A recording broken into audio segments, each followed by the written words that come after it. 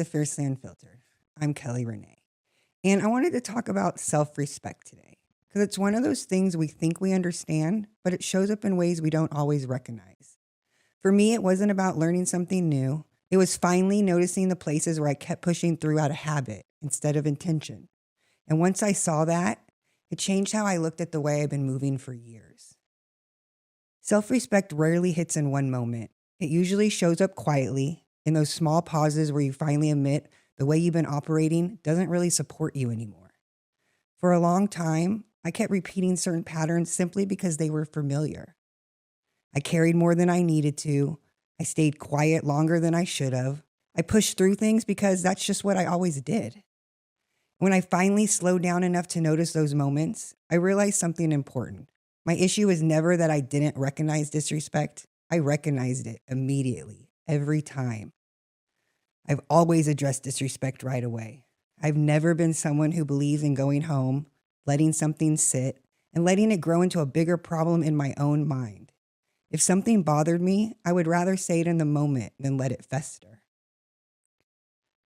When you don't address things directly, you end up having conversations with yourself, filling in the blanks and battling thoughts that were never real to begin with. Feelings will take you places that facts never would. So addressing something immediately has always made more sense to me than letting it build into something that it never needed to be. But the problem becomes this. When you're in environments where people twist direct communication into you being the problem, too much, or difficult, you start second guessing your own natural response. You start holding back, not because you're uncertain, but because you learn that telling the truth will get flipped on you. And that's the moment self-respect quietly starts eroding. Not because of who you are, but because of the environment you're in. People talked down to me. They dismissed me. They ignored me. They tried to silence me. And I was expected to stay calm, to keep the peace. And for a long time, I did.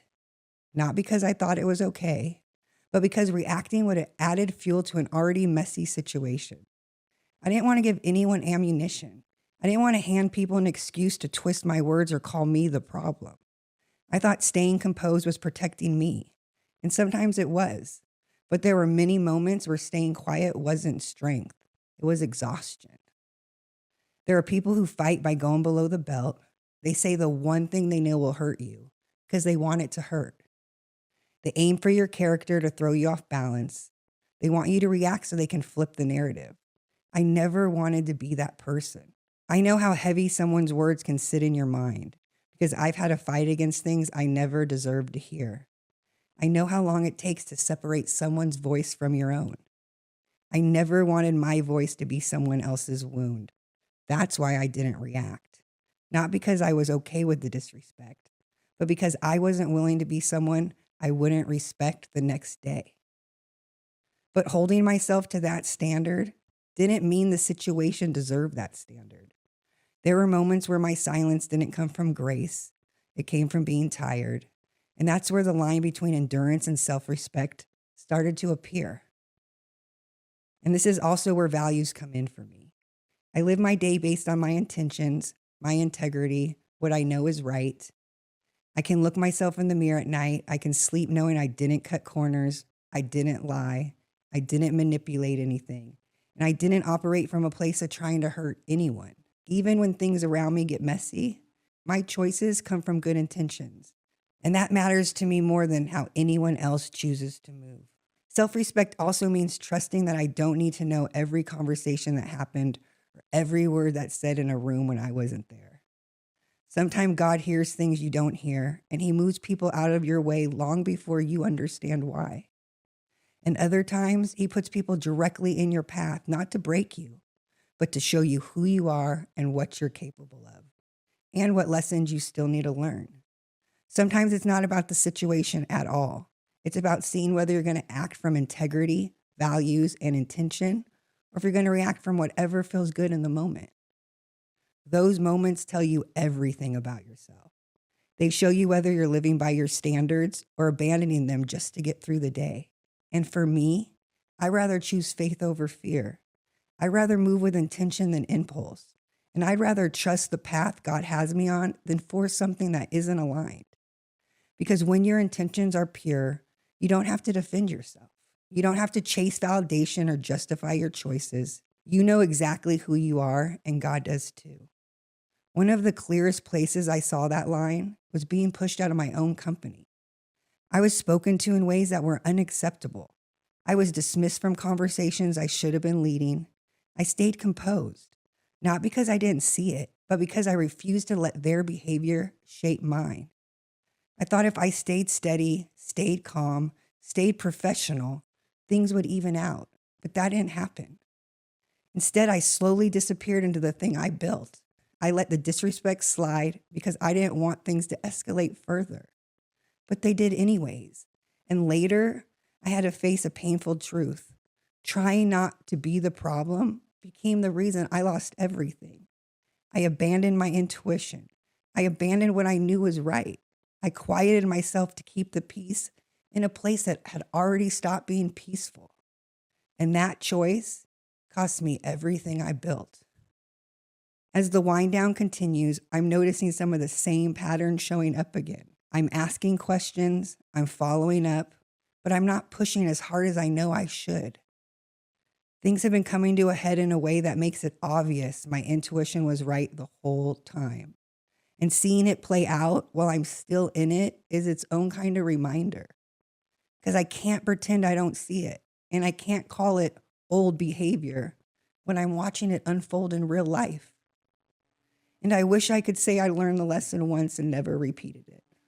But the truth is, it's easy to fall back into old habits when you're trying to avoid unnecessary chaos.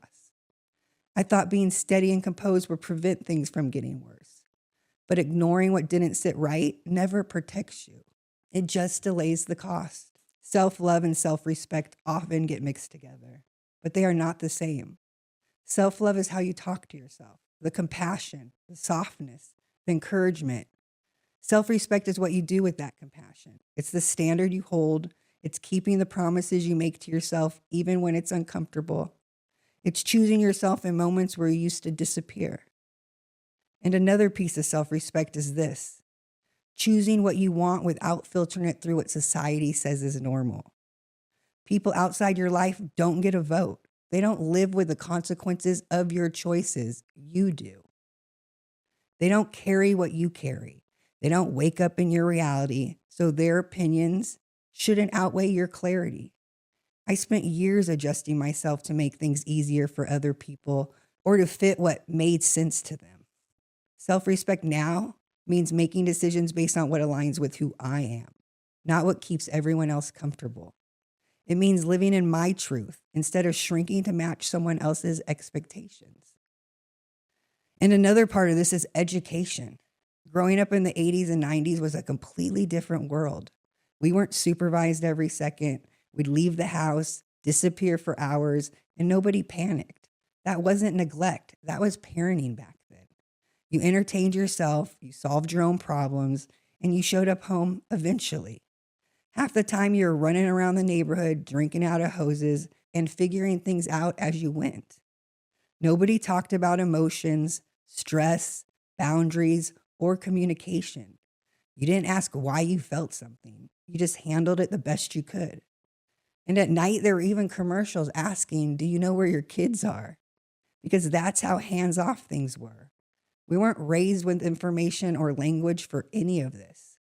We were raised on survival, instincts, and whatever examples we had in front of us. Today, everything is different. Anything you need to understand is searchable. Anything you want to learn is accessible. Back then, not knowing was normal. Now, avoiding information is a choice. And once you have access to tools and clarity, choosing not to use them becomes its own form of self-neglect. As I paid attention to what I allowed, I realized I had spent years considering everyone else first, their comfort, their reactions, their chaos, their expectations. And somewhere in that, I learned to shrink so things wouldn't turn into something bigger. But here's the truth. You don't owe anyone access to you at the cost of your peace. You don't owe anyone a version of you that requires you to abandon yourself. Maybe self-respect is finally honoring the woman inside you who warned you, the woman who knew better, the woman who deserved better, the woman you've been trying to be all along. Self-respect shows up in practical ways.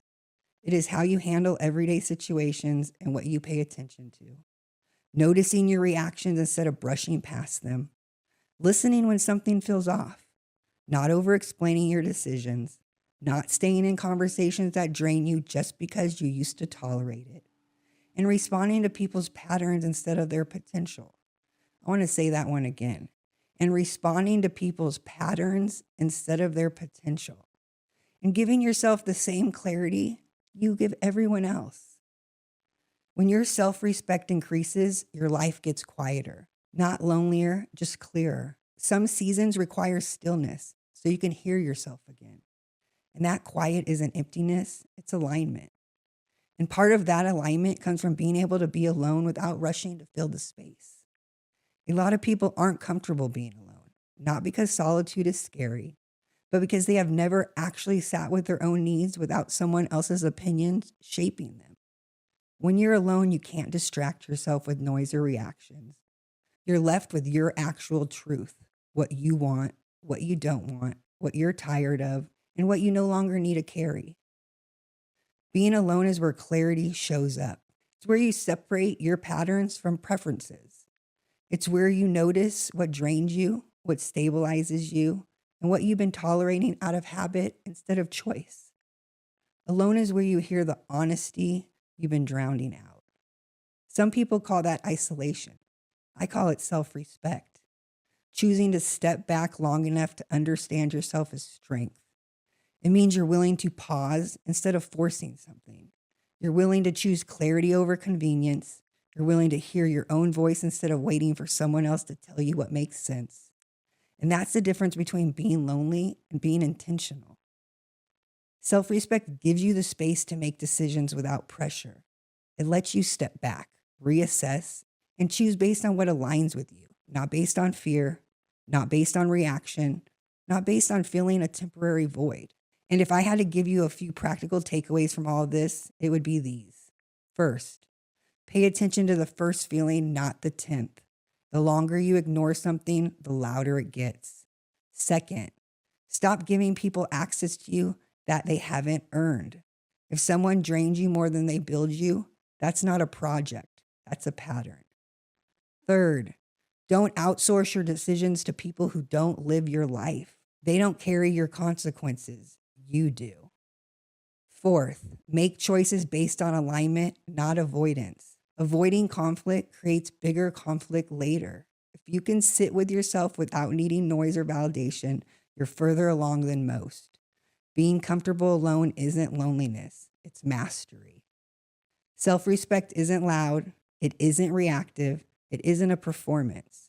It's a series of quiet decisions that say, I take myself seriously now. And the more you live that way, the less you will tolerate anything that pulls you away from it. Thank you for being here today. I'll see you in the next episode.